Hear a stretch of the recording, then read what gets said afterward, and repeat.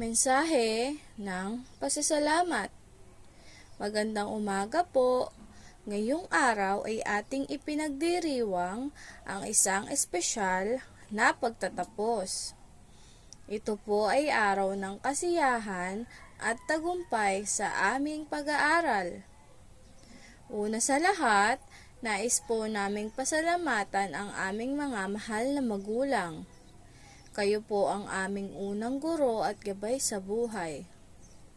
Sa inyong pagmamahal, suporta at pag-aalaga, natuto kaming maging matatag at maging responsable sa mga gawain at desisyon sa buhay.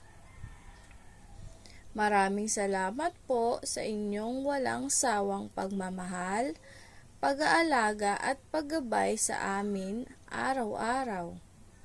Kayo po ang aming lakas at inspirasyon. Mahal po namin kayo ng buong puso. Sa aming masipag at mabait na guro, Teacher J. Maris, maraming salamat po sa inyong tiyaga at pagmamahal.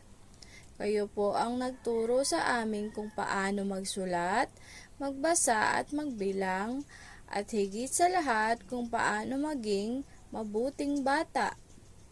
Dahil sa inyo, natutunan namin ang halaga ng edukasyon at halaga ng pagiging matiyaga at determinado sa pag-abot ng mga pangarap.